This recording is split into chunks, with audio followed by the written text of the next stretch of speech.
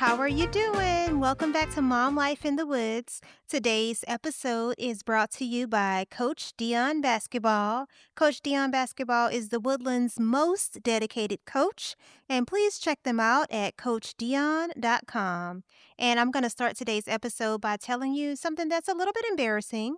I don't really know how to parallel park.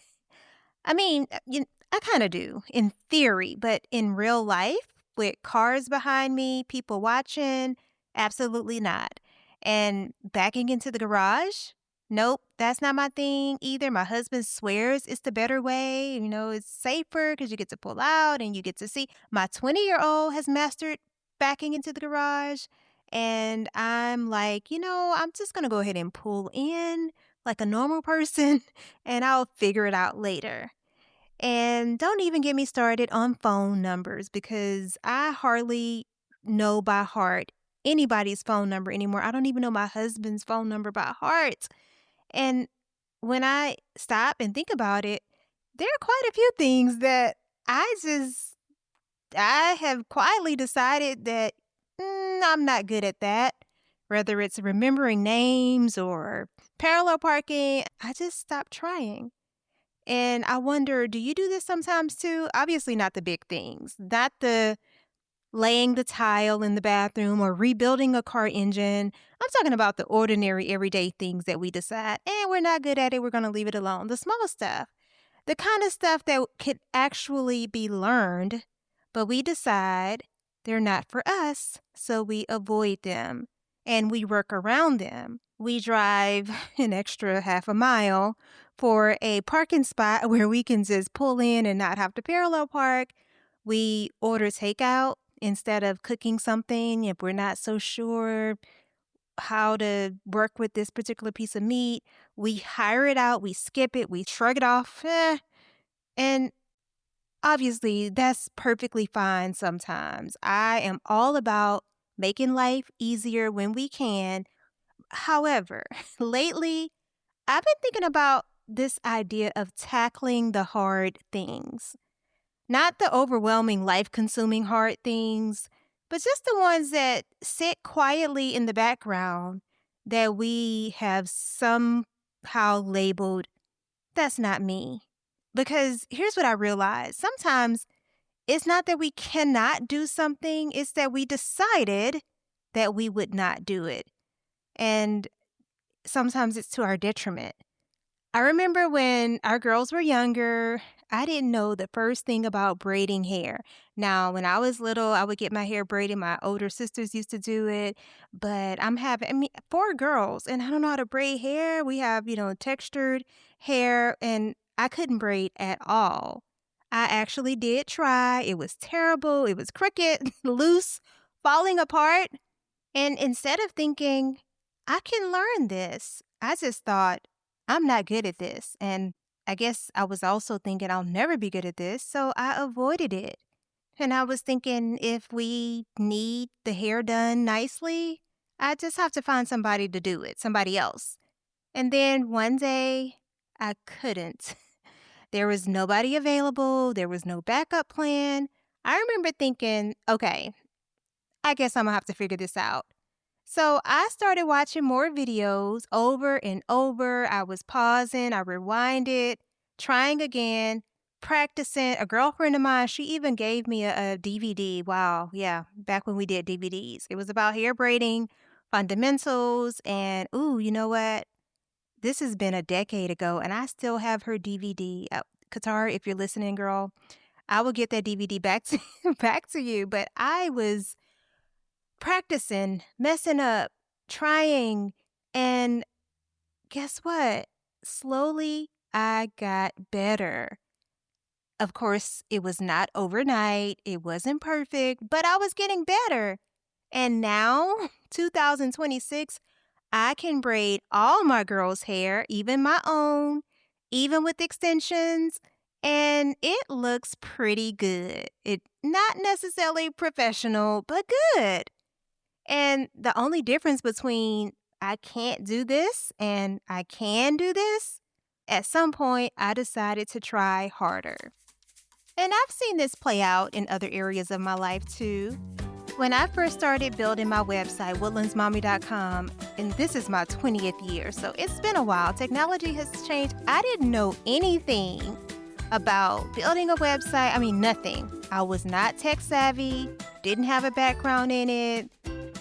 So what did I do?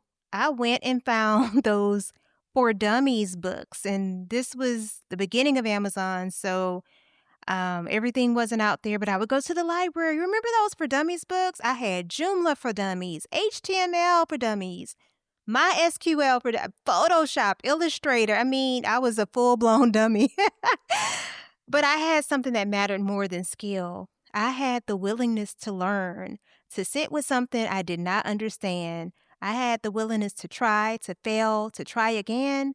And little by little, I figured it out. And I think that's the part we forget. We look at someone who can do something and we assume they're just naturally good at it. And, that's the person we should be outsourcing to because obviously we all have our gifts and talents. But most of the time, it's just that they didn't quit. They stayed with it long enough to improve.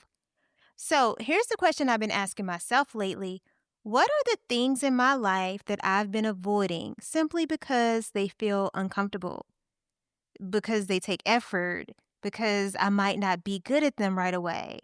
Maybe for you, it's something simple like cooking or roasting a whole chicken, making a pot of gumbo, or trying a new recipe without having to second guess every step. It could be something practical like learning how to back into a parking space or figuring out how to organize your home in a way that actually works. It could be keeping up with a cleaning routine instead of feeling behind all the time. It might even be something mental like remembering phone numbers or even names. I struggle with that. Managing your time better, sticking with something long enough to see growth. Again, not the big specialized things that are meant for professionals, but the everyday skills that really shape how we move through life, the ones that can be learned. Because we live in a time where learning something new has never been more accessible. Listen, YouTube alone can teach you almost anything. Maybe it can teach us too much, some things that we don't even need to know about. You can watch somebody step by step, pause, back it up, try it yourself. Man, tutorials, guides, classes, books. There is no shortage of information out there, but what's usually missing is the decision. The decision to say, I'm not good at this yet. And that little shift in perspective can change everything because now you're not stuck. You're in progress. And I'm not saying we need to master everything or we suddenly need to become experts at all the things. But I think there is something powerful about refusing to let "this is just how I am" be the final answer. Because growth doesn't just happen in those big life-changing moments. It really happens in the small decisions, the quiet decisions, the ones where we choose to try again instead of opting out. So maybe this week you pick one thing, just one, something. So who knows? You might be good at all the things. You may not have anything, but if you do have something, pick something small that you've been avoiding, something that you've told yourself you're not good at. And instead of working around it, go ahead and lean in. You try it. Practice. Give yourself permission to be bad at it for a little while. But decide to try because, that's how it starts. Not with perfection, but with the willingness. And who knows, you might surprise yourself. You might look back a few months from now and think, wow, I cannot believe I used to avoid this. And maybe one day I'll be the girl confidently parallel parking right in front of Sephora at Market Street. But until then, I'll be in the parking garage practicing. Thank you so much for being here with me. If this episode gave you a little nudge, please share it with someone. Please go ahead and subscribe to the podcast so you won't miss any episodes. And I will see you next time on Mom Life in the Woods.